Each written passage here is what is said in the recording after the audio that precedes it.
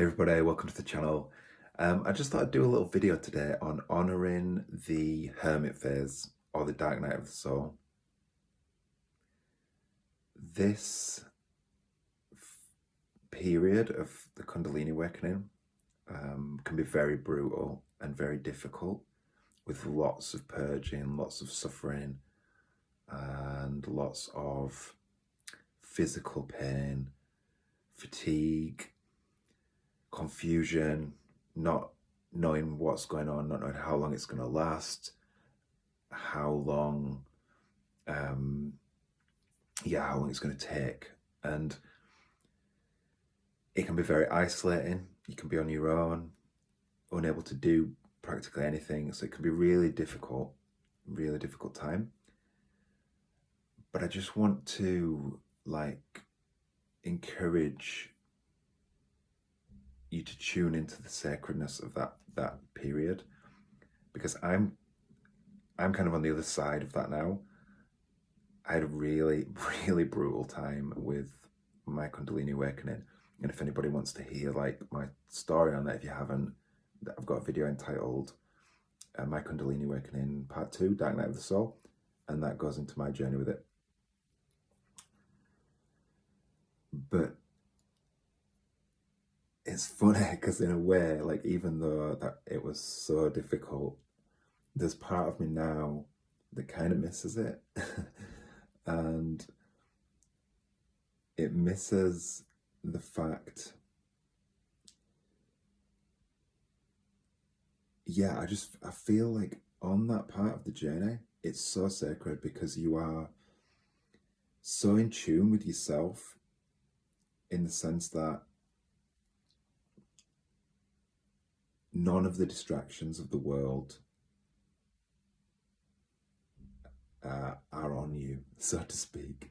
Like now I'm out in the world more doing healing sessions and group sessions and business stuff, and all those distractions are not there during that hermit phase. It's you and your relationship to spirit and your relationship to the Kundalini process. And in some ways I feel like maybe I was more aligned with my inner sense and inner self in that period. Not that I'm not now, but it was just so honed in then, because that was everything. That was my whole focus. The healing was my focus. The whole thing. It was my life, and I felt really in tune with the seasons as well, because I was going to bed. When it got dark, I would go to bed, getting up with the sun, walking every day or doing some other kind of outdoor exercise, and just really getting this time to observe the seasons and just really be in tune, in the way that we potentially would have been in our ancient ancestors and things. And so even though this period might feel horrible and brutal in so many ways, just try and tap into that space as well of how sacred it is. Charles Eisenstein has got this phrase which I absolutely love, and he talks about the sacred space in between stories. And that's where you are. The old is dying and has died probably for most people, but the new is yet to be born. And it's this kind of gestation period, or this fertile ground. And that's beautiful and sacred too. So just really honor it. Really just trying to tune into the magic and honoring of that time, even though it can be so difficult. And it's a really sacred passage. You're going to get a lot of guidance and downloads and information about your life before the awakening, the potential seeds for where your life's going to go next,